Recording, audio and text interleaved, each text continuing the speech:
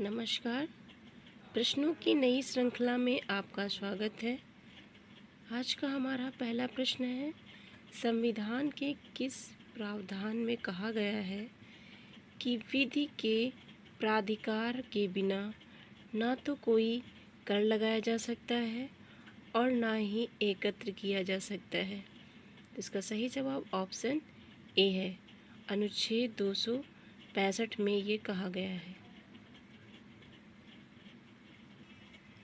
अगला प्रश्न है, कोई कानूनी विधेयक संसद के किस पटल पर रखा जा सकता है? कोई कानूनी विधेयक संसद के किस पटल पर रखा जा सकता है? इसका सही जवाब ऑप्शन सी है। दोनों में से संसद के एक पटल पर रखा जा सकता है। अगला प्रश्न है, करों और सरकारी कामकाज के निर्वाह में हुई अन्य प्राप्तियों से संघीय सरकार को प्राप्त हुआ समूचा राजस्व जमा होता है। फिर से सुनिएगा, करों और सरकारी कामकाज के निर्वाह में हुई अन्य प्राप्तियों से संघीय सरकार को प्राप्त हुआ समूचा राजस्व जमा होता है।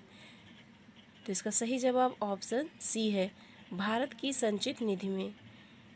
संचित निधि में राजस्व जमा होता है।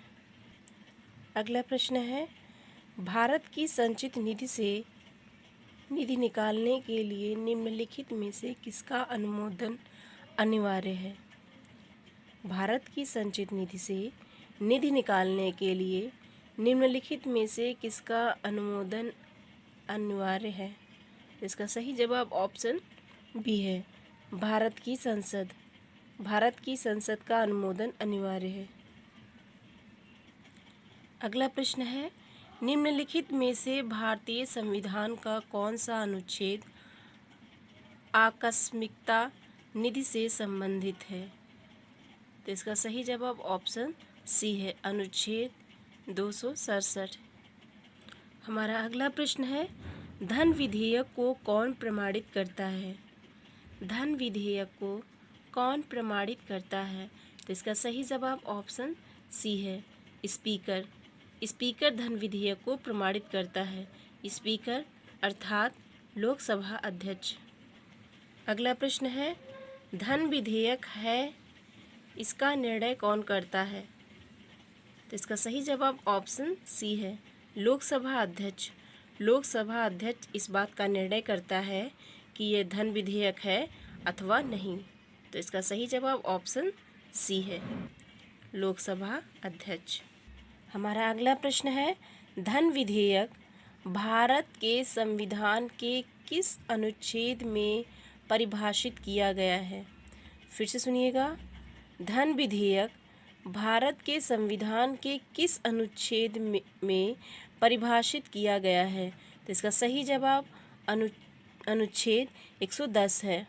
अनुच्छेद 110 में धन विधेयक भारत के संविधान में परिभाषित किया गया है। हमारा अगला प्रश्न है, भारत सरकार द्वारा धन विधेयक संसद में पेश किया जाता है। भारत सरकार द्वारा धन विधेयक संसद में पेश किया जाता है। तो इसका सही जवाब ऑप्शन डी है, लोकसभा में भारत सरकार द्वारा धन विधेयक सदन में पेश किया जाता है। तो इसका सही जवाब ऑप्शन डी है, लोकसभा सदन में पेश किया जाता है। अगला प्रश्न है, राज्यसभा में धन विधेयक प्राप्त होने के कितने दिनों के अंदर इसे लोकसभा को वापस किया जाना चाहिए? तो इसका सही जवाब ऑप्शन बी है, 14 दिनों के अंदर। 14 दिनों के अंदर राज्यसभा को धन विधेयक लोकसभा को वापस किया जाना चाहिए। अर्थात राज्यसभा धन विधेयक को अपने पास 14 दिनों तक ही रख सकता है और 14 दिन बाद राज्यसभा को धन विधेयक लोकसभा को वापस भेजना होता है। अगला प्रश्न है, निम्नलिखित में से कौन सा शब्द या शब्दावली भारत के संविधान में उल्लिखित नहीं है?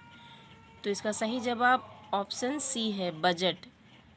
बजट शब्द संविधान में उल्लिखित नहीं है। इसके स्थान पर वार्षिक वित्तीय विवरण का प्रयोग किया गया है। तो कैसी लगी हमारी आज की प्रश्नोत्तरी, ज़रूर बताइएगा। धन्यवाद। जय हिंद।